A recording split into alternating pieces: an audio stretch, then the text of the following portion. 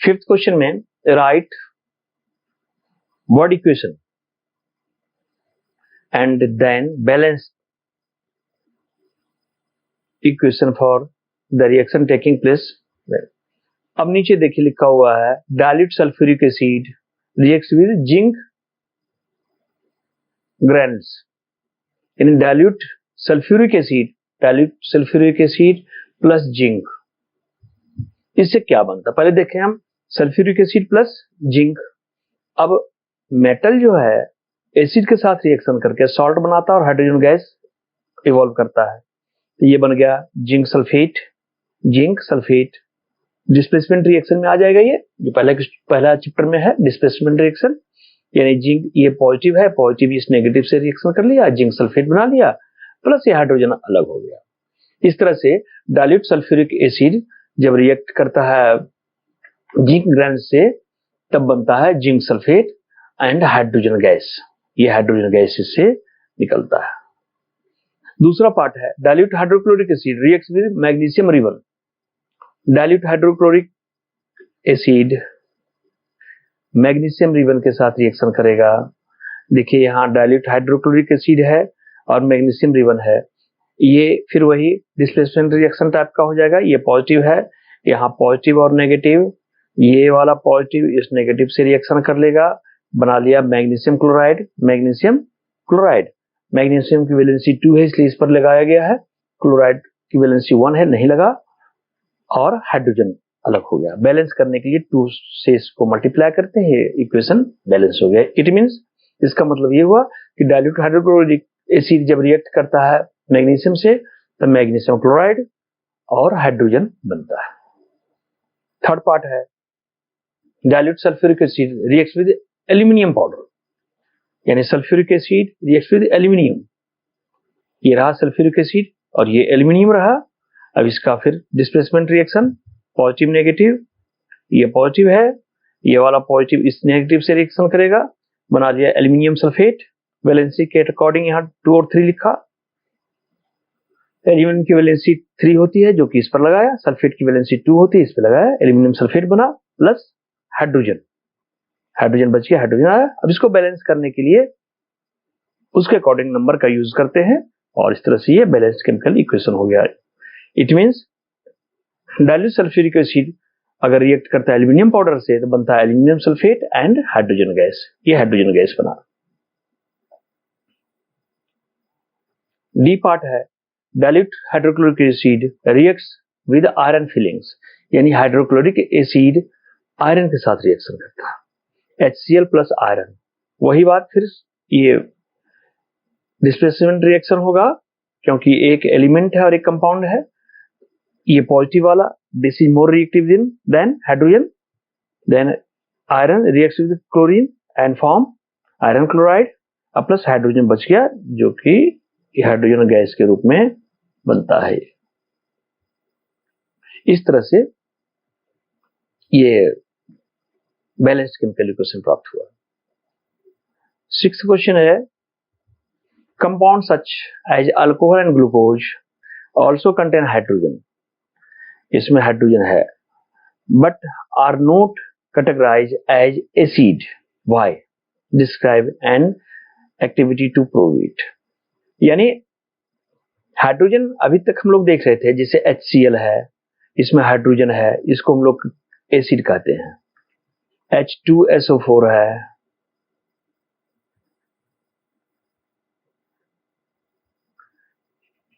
या HNO3 है,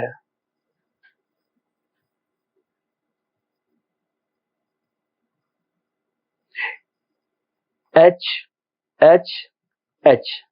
ये H रहने के कारण इसको, इन सबको तो हम लोग कहते थे कि ये एसिड है, लेकिन क्वेश्चन में ये दिया हुआ है कि अल्कोहल और ग्लूकोज में भी तो होता है हाइड्रोजन, तो ये एसिड क्यों नहीं है। इसके लिए देखिए यहां only those compounds containing hydrogen are considered to be acid which dissolve in water to produce hydrogen ion.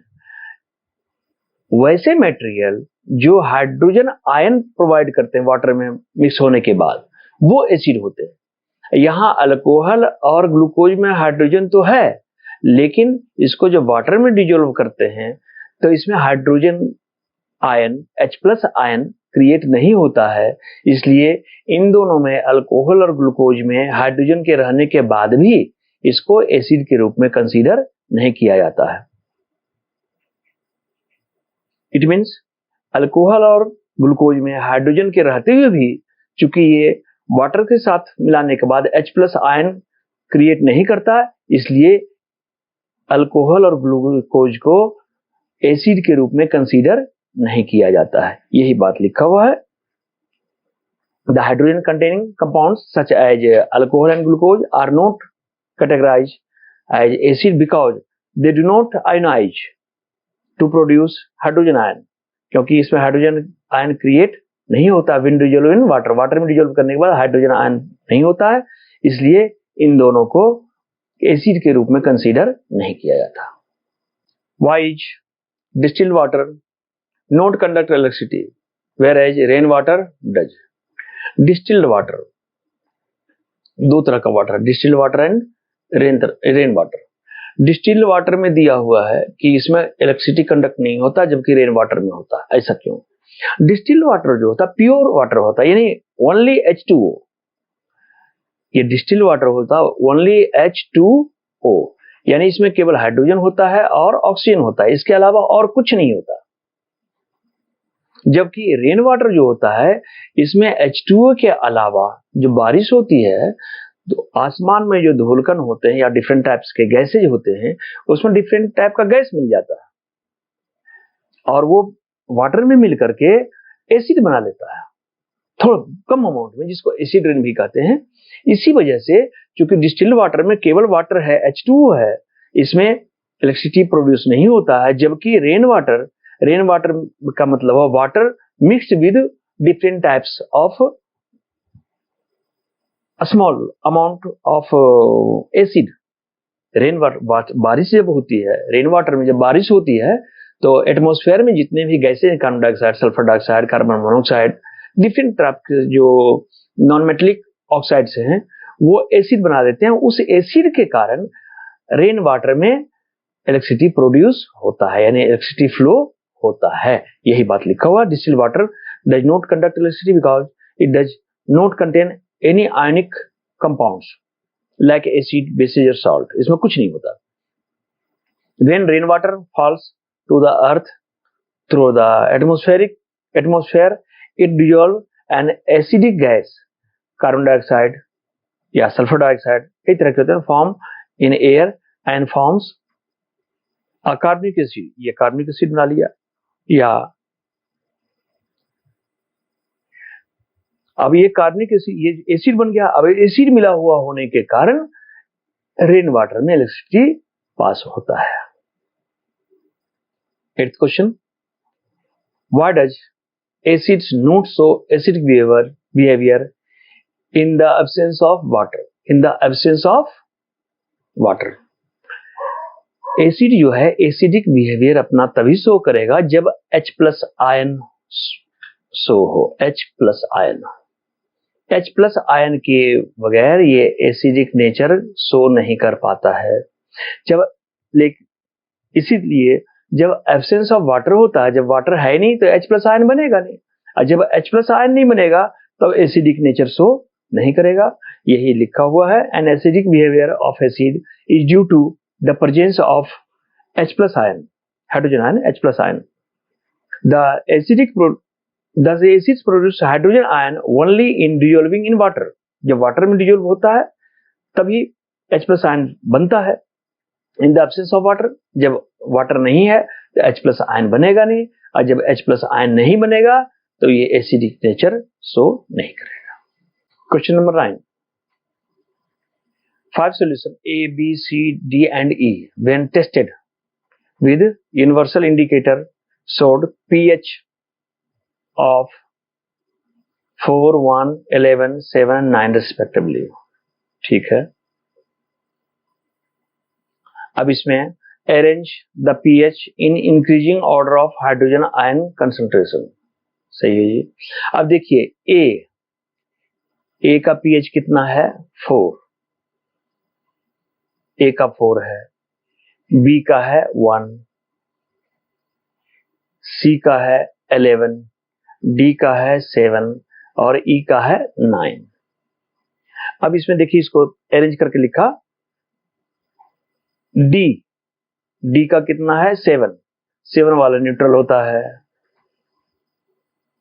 7 pH वाला न्यूट्रल होता है। 7 से कम वाले एसिडिक होते हैं, 7 से ज्यादा वाले बेसिक होते हैं। अब अगला सी का हम देख रहे हैं 11 है, सी का है 11, 11 इज मोर देन 7, ये 11 जो है 7 से ज्यादा है, इसलिए हो जाएगा ये बेसिक। बेसिक भी स्ट्रांगली, अगर रहता 7 के बाद 8 9 इस तरह से रहता तो रहता वो वीक बेस, ये स्ट्रांग हो जाएगा। यहाँ जिसका पीएच 1 है, बी का पीएच 1 है, पीएच 1 मीन्स 7 से बहुत कम है, बहुत कम है, इसलिए एसिडिक हो जाएगा और एसिडिक भी बिल्कुल स्ट्रांग एसिड होगा। फिर पीएच 4, ए का पीएच है 4, 4 वाला चूंकि 7 से कम है, एसिड तो होगा ही, एसिड से कम होगा, लेकिन 7 के आसपास है, इसलिए वीक एसिड होगा ये। फिर 7 9 पीएच ई का है पीएच 9, तो ये जो है 7 से कुछ ज्यादा है, इसलिए वीक अल्कलाइन यानी वीक बेस बनेगा। अब इसको हम बी पार्ट में इसमें है, arrange the pH in the increasing order of hydrogen ion concentration. Hydrogen ion यानी शुरू में कम हाइड्रोजन आयन हो, लास्ट में ज्यादा हो, तो सबसे ज्यादा हाइड्रोजन आयन होगा इसमें, जो सबसे स्ट्रांग है, सबसे स्ट्रांग एसिड है। सबसे कम होगा ये 11 वाले, इसलिए 11 वाले को पहले लिखा, फिर 9 वाले को, फिर 7 वाले को, फिर 4 वाले को, फिर 1, यानी वीक से स्ट्रांग की ओर जाना है। इट मीन्स पीएच जैसे जैसे डिक्रीज होगा वैसे वैसे एसिड की प्रॉपर्टी बढ़ेगी, यानी एसिड जो है ज्यादा मजबूत होगा। 10th क्वेश्चन है, equal length of magnesium ribbon. Magnesium का रिबन लिया, इक्वल लेंथ का 2 लिया, are taken in test tube A and B, A और बी 2 टेस्ट ट्यूब है, उसमें लिया इसको, ठीक है। इन दोनों टेस्ट ट्यूब में दिया हुआ hydrochloric acid HCl is added to test A, test tube A में हाइड्रोक्लोरिक एसिड और बी में है एसिटिक एसिड इज एडेड, यानी 2 रिबन का पार्ट लिया, बराबर टुकड़ा लिया और उसको एक को डाला हाइड्रोक्लोरिक एसिड के टेस्ट ट्यूब में, दूसरे को डाला एसिटिक एसिड के टेस्ट ट्यूब में। In which test tube will the fizzing occur more विगसली, किसमें जल्दी से रिएक्शन होगा और क्यों। अब देखिए, 2 तरह का एसिड है आपके पास, एक है हाइड्रोक्लोरिक एसिड, दूसरा है acetic acid. Hydrochloric acid is more concentrated, hydrochloric acid जो है स्ट्रॉन्ग एसिड होता है, जबकि एसिटिक एसिड वीक एसिड होता है। तो जो स्ट्रॉन्ग एसिड होगा उसमें H+ आयन ज्यादा बनेगा, जल्दी बनेगा, वीक में देर से बनेगा, कम बनेगा, इसलिए हाइड्रोक्लोरिक एसिड वाले टेस्ट ट्यूब में जो डाला मैग्नीशियम रिबन वो ज्यादा बहुत जल्दी रिएक्शन करेगा, क्योंकि इसमें H+ आयन बहुत जल्दी बन रहा है और ज्यादा मात्रा में बन रहा है वनस्पत कंपैरेटिवली एसिटिक एसिड के। इसलिए इसका आंसर यही होगा कि टेस्ट ट्यूब ए जो है, टेस्ट ट्यूब ए वाला मैग्नीशियम रिबन ज्यादा जल्दी रिएक्शन करेगा, यही आंसर लिखा हुआ है। Hydrochloric acid is a strong acid, अभी मैं बोल रहा था, where acetic acid is weak acid, ये वाला वीक है और ये वाला स्ट्रॉन्ग है।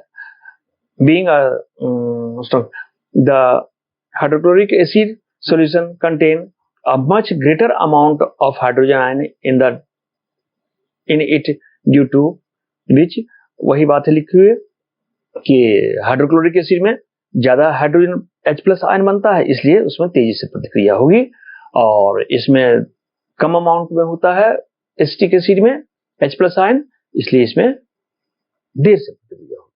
11th question, fresh milk has pH 6, fresh milk का pH है 6, ये दिया क्वेश्चन में। How do you think the pH will change as it turn into curd. जब 6 होता है इसका pH, तो ये दही में कैसे कन्वर्ट होता है? पहला क्वेश्चन तो ये है। दूसरा पार्ट है एक्सप्लेन योर आंसर। अब देखिए मिल्क, नॉर्मल मिल्क का pH होता है 6। 6 का मतलब होता है लेस देन 7। 7 वाला न्यूट्रल होता है, इससे कम होता है, ये 6, ये नॉर्मल होता है। इसका मतलब ये एसिडिक नेचर का तो है, बहुत कम, बहुत कम, बिल्कुल वीक एसिडिक नेचर का है मिल्क। लेकिन अब इसमें अगर कुछ और एसिडिक नेचर का चीज मिला दें तो ये तुरंत दही में कन्वर्ट होता है। इसलिए हम लोग ये जो दूध को जब दही बनाना होता है तो उसमें या तो थोड़ा सा दही मिला देते हैं, या कोई भी खट्टा चीज, नींबू या कोई भी खट्टा चीज मिलाने पर उसका जो है पीएच घटना शुरू हो जाता है और घट करके वो दही में कन्वर्ट हो जाता है, फिर खट्टा दही में प्राप्त होता है। ये लिखा हुआ as the milk turns into curd its pH will fall below 7. This is because an acid is produced when milk turns into curd. ठीक है जी। 12th question. A milkman add a very small amount of baking powder to fresh milk. Milkman यानी दूधिया जो होता है, जो दूर दूर से दूध लाकर पहुंचाता है दूसरे घरों में, जिसमें टाइम थोड़ा ज्यादा लगे, 1 घंटा 2 घंटा आधा घंटा, और गर्मी हो, खासकर गर्मी के दिनों में ऐसा होता है क्योंकि गर्मी होने के कारण रिएक्शन जल्दी होता है। तो दूध में वो मिल्क में बेकिंग सोडा का कुछ अमाउंट मिला देता है। ऐसा क्यों? ये अब आगे है। Why does he shift the pH of fresh milk from 6 to slightly अल्काइन? पहला क्वेश्चन ये है। अब देखिए, इसलिए डाल देता है क्योंकि मिल्कमैन अपने घर से जहां तक दूध, जिस घर में या जहां उसको दूध पहुंचाना होता है, वहां तक पहुंचते पहुंचते गर्मी के कारण उसका पीएच और घटना शुरू हो जाता है। 6 से लेकर 5 हो जाएगा, या 4 अगर हो जाता है तो दूध खराब हो जाएगा, वो एसिडिक नेचर का हो जाएगा, वो खराब हो जाएगा, जिसको दूध का फटना कहते हैं, या खराब हो जाएगा, उसका दूध बर्बाद हो जाएगा। इसलिए उसका पीएच थोड़ा बढ़ा देता है बेकिंग पाउडर डालने से। जो नॉर्मल 6 पीएच वाला मिल्क है, इसका पीएच 7 या 8 हो जाता है, जिसके कारण अपने जिस प्लेस पे उसको पहुंचाना है दूध, उसमें थोड़ा टाइम भी लग जाए तो पीएच घटते घटते 6 से बढ़ाकर 7-8 कर दिया था, तो घटते घटते भी 6 पर आकर रुक जाता है या 6 तक पहुंच जाता है। इसलिए उसका दूध बिल्कुल सेफ रह जाता है, इसलिए वो मिलाता है। ये देखिए ए में लिखा हुआ fresh milk is slightly acidic, naturally slightly acidic तो होता है, 6 चूंकि पीएच है उसका।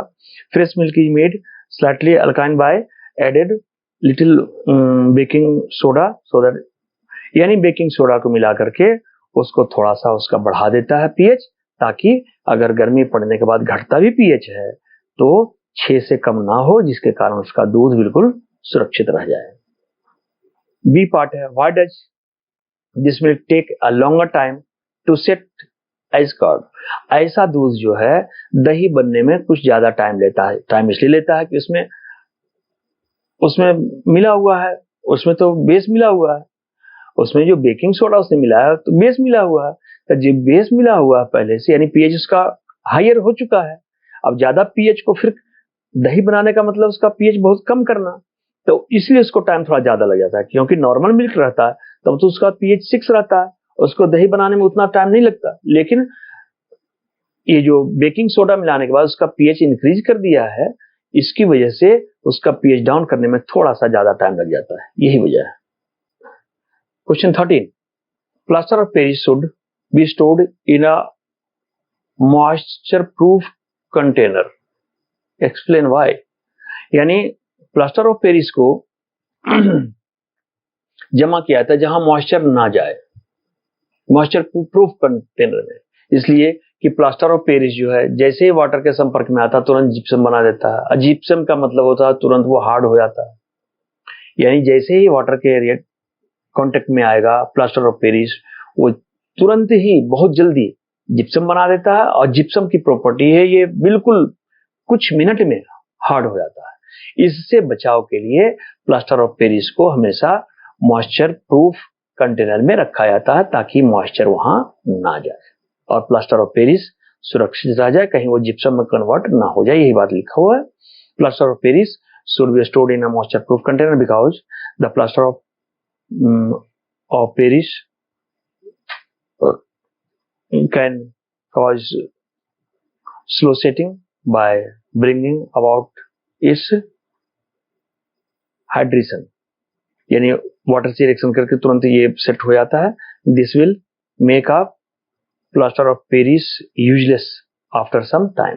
वही होता है, वो जब जिप्सम बना देता है तो हार्ड हो जाता है, हार्ड होने के बाद उसकी प्रॉपर्टी सारी खत्म हो जाती है और यूजलेस बन जाता है। What is neutralization? 14 क्वेश्चन है, what is neutralization reaction? Give 2 example. Neutralization neutralization reaction neutral word से है बना है। न्यूट्रलाइजेशन, न्यूट्रल का मतलब होता है जिस केमिकल सब्सटेंस में ना तो एसिडिक प्रॉपर्टी है ना तो बेसिक प्रॉपर्टी हो, उसको हम लोग कहते हैं न्यूट्रल। यानी न्यूट्रलाइजेशन रिएक्शन के लिए जब किसी एसिड को किसी बेस से रिएक्शन करवाया जाता है तो दोनों एक दूसरे के इफेक्ट को खत्म करके सॉल्ट और वाटर बना देता है।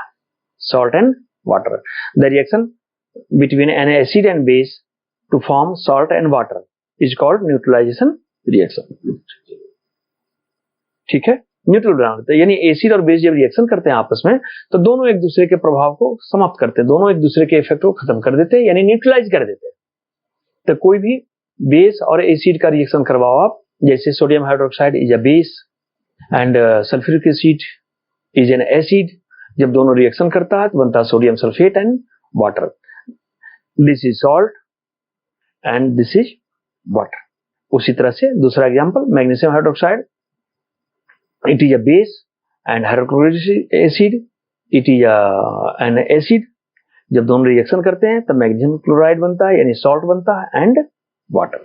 इस तरह से हमने देखा कि एसिड और बेस का जब रिएक्शन होता है तो दोनों एक दूसरे के इफेक्ट को समाप्त कर देते हैं और न्यूट्रल बनाते हैं, इट मीन्स सॉल्ट बनाते हैं। सॉल्ट का मतलब हुआ जिसमें एसिडिक और बेसिक किसी तरह की प्रॉपर्टी ना हो, इस तरह के रिएक्शन को हम लोग न्यूट्रलाइजेशन रिएक्शन कहते हैं। Give 2 important uses of washing soda and baking soda.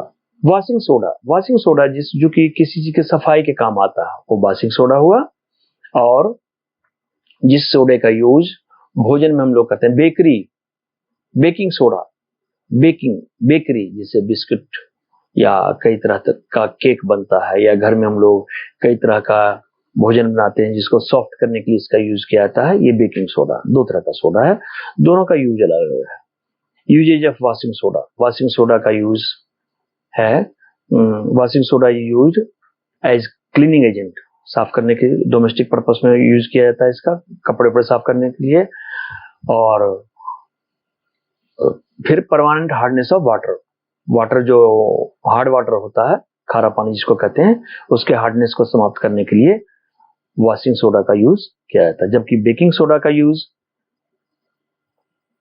ये मेडिसिन के रूप में, जिसे इनो वगैरह सुना होगा आपने, इसमें यूज किया जाता है ताकि एसिडिटी अगर पेट में किसी तरह की हो तो उसको समाप्त कर देता है। और दूसरा यूज होता है उसका बेकिंग पाउडर का, जो कि केक ब्रेड बनाने में या घरेलू जिससे कई चीज बनाते हैं उसको सॉफ्ट करने में इस बेकिंग सोडा का यूज किया जाता है।